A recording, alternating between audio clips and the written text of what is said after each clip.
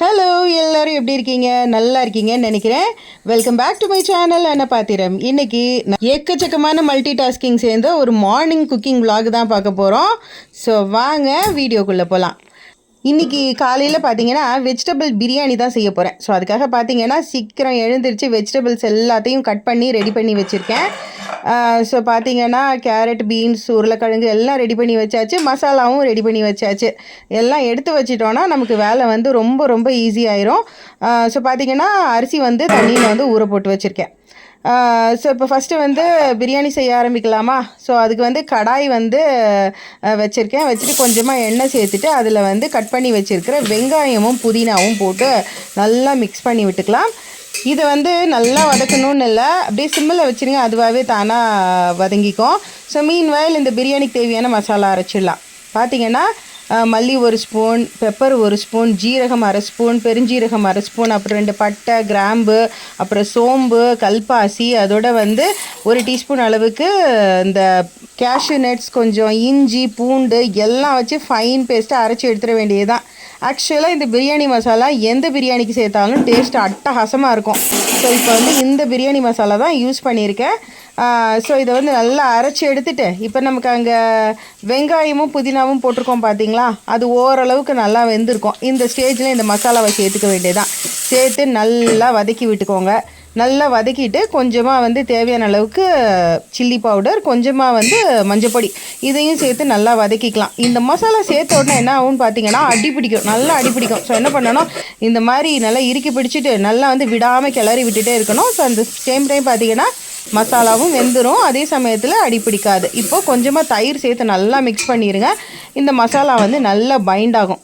So கொஞ்சம் நேரத்தில் வந்து பார்த்திங்கன்னா நல்லா பச்சை வாசனை போனதுக்கப்புறமா நம்ம கட் பண்ணி வச்சுருக்கிற வெஜிடபிள்ஸ் எல்லாத்தையும் நம்ம இதில் சேர்த்துக்கலாம்.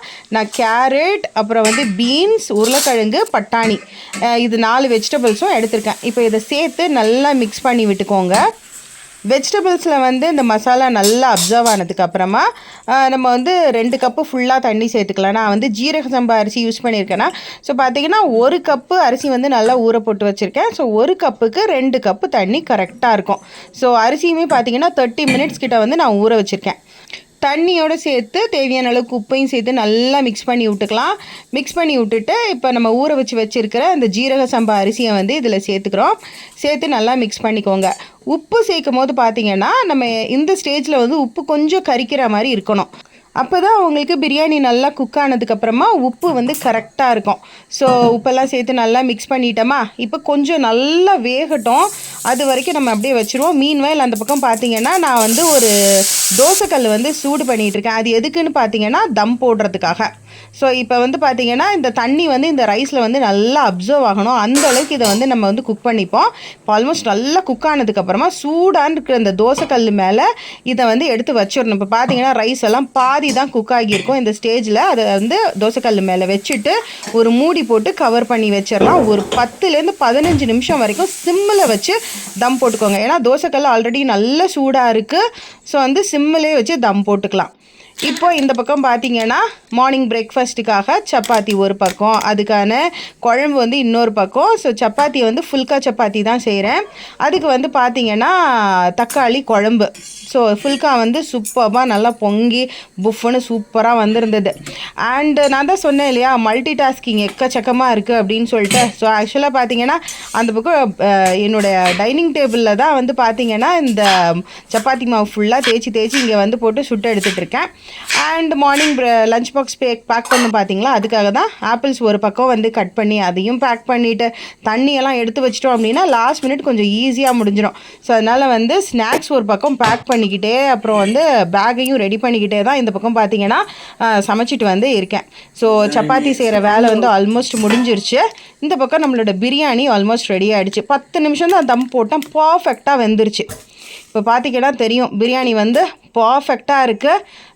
இதை அப்படியே நம்ம மிக்ஸ் பண்ணோம் அப்படின்னா நல்லா உதிரியாக சூப்பராக இருக்கும். இப்போ கிச்சனே பார்த்திங்கன்னா கமன்னு நல்ல வாசனை, ஒரு நல்ல வாசனை.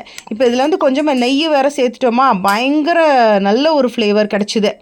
இப்போ இந்த வந்து லஞ்ச் வந்து பேக் பண்ணிடலாம். இதுக்கு பெஸ்ட்டு காம்பினேஷன் வந்து பார்த்திங்கன்னா கிரேவி குருமா எல்லாமே நல்லாயிருக்கும். பட் எனக்கு மார்னிங் டைம் இல்லாததுனால கேர்டு தான் கொடுத்து விட்றேன். வீடியோ பிடிச்சா சேனல் சப்ஸ்கிரைப் பண்ணுங்கள், வீடியோக்கு லைக் பண்ணுங்கள். அடுத்த வீடியோவில் பார்க்கலாம். பாய்.